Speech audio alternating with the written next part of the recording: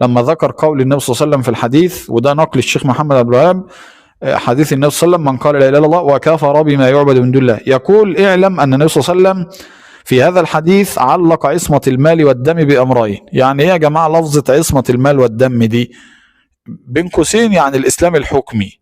الإسلام الحكمي اللي انت بتاخد بيه مسمى الإسلام، من أوائل الحقوق لك كمسلم ان يعصم دمك ومالك، نحترم دمك ونحترم مالك ولا نتعرض إليه.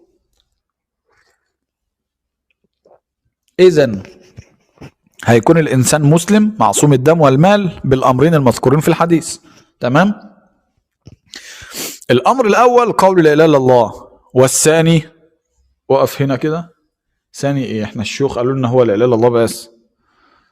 الشيوخ الموجودة دلوقتي بيقول لك لا لا لا، هو طالما قال لا إله إلا الله بس أصبح مسلم معصوم الدم. طب يا عم ده أشرك واتخذ أنداد ونقض التوحيد، وبعدين قال لا إله إلا الله بلسانه مش باعتقاده أصلا، لأنه ما بيعتقدش وحدانية الله، لأنه هو نفسه بيفعل الشرك. طيب فاحنا عندنا الحديث، وده نقولات العلماء، نقل الشيخ محمد عبد الوهاب وهيشرحه حفيده. يقول الأول قول لا إله إلا الله، والثاني الكفر بما يعبد من دون الله. الحديث بيقول كده، حديث الرسول نفسه بيقول كده. الرسول نفسه بيقول: من قال لا إله إلا الله وكفر بما يعبد من دون الله حرم دمه وماله وحسابه على الله.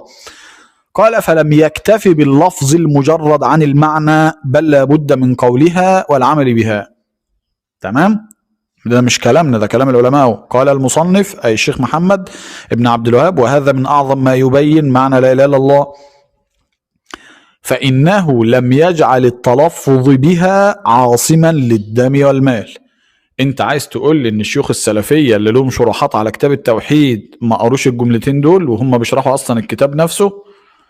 الراجل بيقول لك ده اصلا ما دخلش الاسلام ولا دمه وماله معصوم اصلا، ده كده كافر زيه زي بقيه الكفار. طب ازاي يا عم؟ ده بيتلفظ بالشهادتين. هو بيقول اهو: وهذا من اعظم ما يبين معنى لا اله الا الله، فانه لم يجعل التلفظ بها عاصما للدم والمال. اتفاجئت؟ خد المفاجاه الثانيه: بل ولا معرفه معناها مع التلفظ بها. اتفاجئت المفاجاه الثانيه؟ خد الثالثه: بل ولا الاقرار بذلك. خدت المفاجأة الثالثة، خد الرابعة: بل ولا كونه لا يدعو إلا الله وحده لا شريك له. يعني هو عرف معناها وطبقه فعلا، انه ما عبدش انداد ولا ارباب ولا آلهة، واعتقد وحدانية الله، وقام نطق الشهادتين. تخيل ان الشيخ محمد بيقول لك لو عمل الاربعة دول لسه ما دخلش اصلا